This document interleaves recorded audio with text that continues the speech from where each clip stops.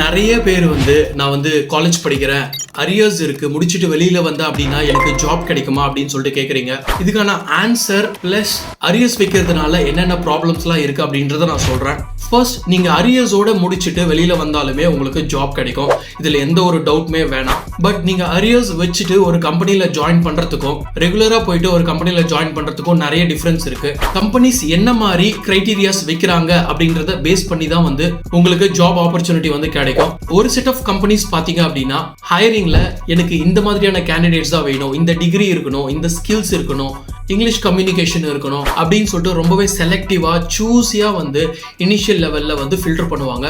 So நீங்க arrear வச்சு இருந்தீங்க அப்படின்னா இந்த டைப் ஆஃப் கம்பெனிஸ்ல உங்களால இன்டர்வியூ அட்டென்ட் பண்ணவே முடியாது. ஏன்னா உங்களுடைய ப்ரொஃபைல இனிஷியலாவே ரிஜெக்ட் பண்ணிடுவாங்க உங்களுக்கு அரியர்ஸ் இருந்ததுன்னா. ஒரு சில கம்பெனிஸ் என்ன மாதிரி கிரைட்டீரியாஸ் வைப்பாங்க அப்படின்னா, உங்ககிட்ட டிகிரி இல்ல, அரியர்ஸ் வச்சிருந்தாலும் பரவாயில்ல, உங்ககிட்ட ஸ்கில்ஸ் இருந்தா நாங்க உங்களை ஹையர் பண்றோம் அப்படின்ற மாதிரியான ஒரு கிரைட்டீரியாஸை வச்சு ஹையர் பண்ணுவாங்க.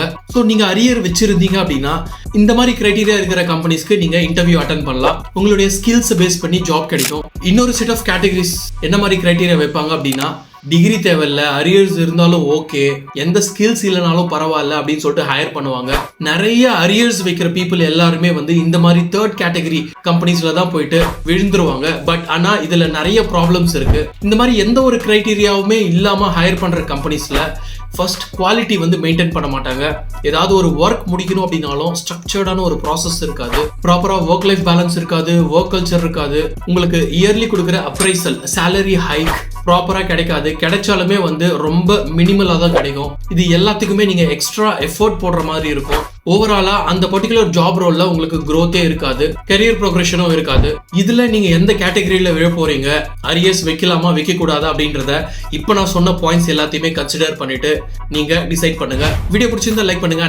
இன்னுமே உங்களுக்கு என்ன கரியர் சூஸ் பண்றது, அதுக்கு ரிலேட்டடான கைடன்ஸ் வேணும் அப்படின்னா கீழே இருக்கிற லிங்க் யூஸ் பண்ணி என்கிட்ட 1-on-1 கால் ஷெட்யூல் பண்ணுங்க. I can assist you guys. Stay tuned until I catch up with the next video.